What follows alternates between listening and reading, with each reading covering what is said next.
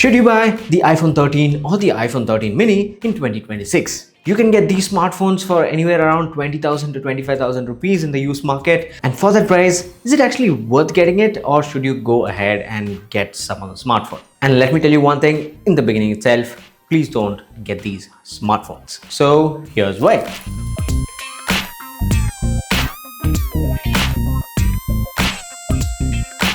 Now, there are certain things that are a big deal breaker with the iPhone 13 and the 13 mini, and starting off is definitely the battery life. In 2026, the iPhone 13 and the 13 mini do have really poor battery life. The battery life is definitely not suited for 2026. Now, phones have huge batteries and 2-day battery lives, and with the iPhone 13 or the 13 mini, you will definitely have to charge those smartphones at the end of the day, or if you're traveling, definitely have to carry a power bank. And with iOS 26, the battery life isn't the best with the iPhone 13 and the 13 mini. And let me tell you, this is definitely a deal breaker, because even if you're using your iPhone 13 mini or 13 as a secondary smartphone, you still want the battery to last an entire day. And say even a used smartphone, you are planning to change the battery, that is still going to cost you around 8,800 rupees in India, which is definitely expensive. And even with a new battery, it's not like it's going to last you for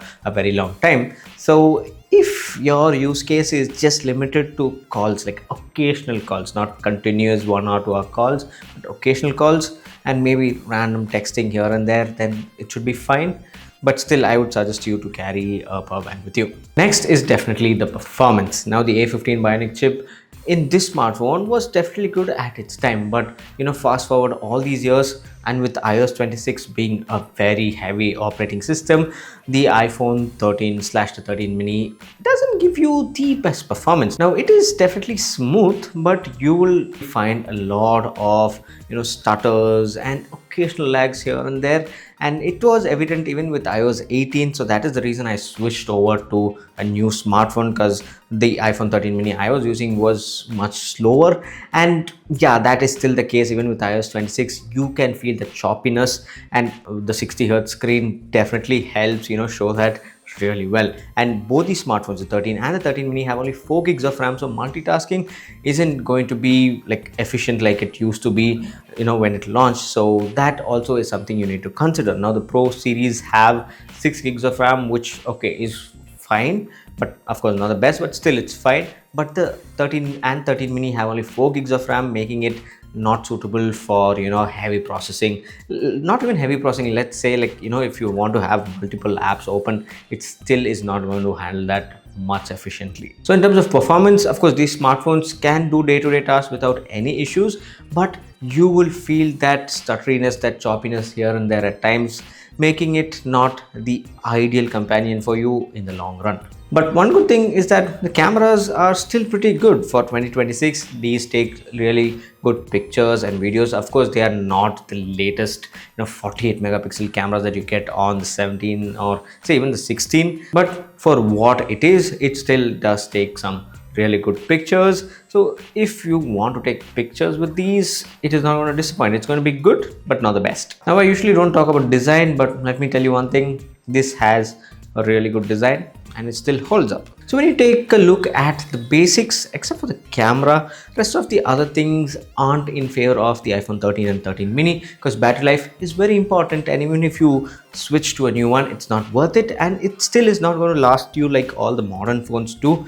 Second, you don't have the best performance. You will definitely feel some stuttering here and there. I mean, it's not going to be bad, like it's not going to get stuck and all, but still you will feel that stutteriness and some lag here and there. So again, when it comes to performance, this is not going to be the most efficient, and these two are actually deal breakers. And apart from these, there are certain things. This doesn't have 120 hertz display, so that is a bummer. This doesn't have USB-C for charging, so again, that is definitely an inconvenience. And at the end of the day, the repair costs are super expensive when it comes to Apple. Now, the battery alone costs like 8,800 rupees, and if you want to change the back glass of the iPhone 13 or 13 mini, if it's broken, it's going to cost you around 26,000 rupees, which is more than the price that you want to pay for the smartphone. So yes, of course, you can put third party, but definitely, in certain cases like display and all, it's not going to work really well. If you want to put the real one, then it's going to be expensive. So I really think buying an iPhone 13 or a 13 mini in 2026 is definitely not worth it.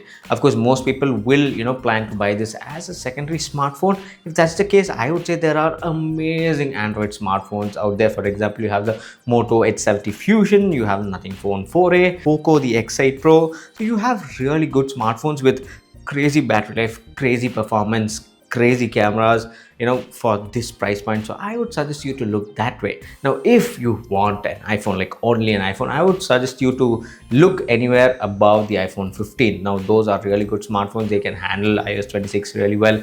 They have good camera. So above the iPhone 15, you are going to get really good iPhone experience, but don't go below that. But if you again still want to get this, like since you're getting it for dead cheap, then in that case, get one. You will definitely face some stutters and lags. You're not going to be able to play crazy high-end games on this, and definitely you will have to carry a power bank. So don't tell me I didn't warn you. Thanks for watching, and this here is Suman signing off once again. Catch you later.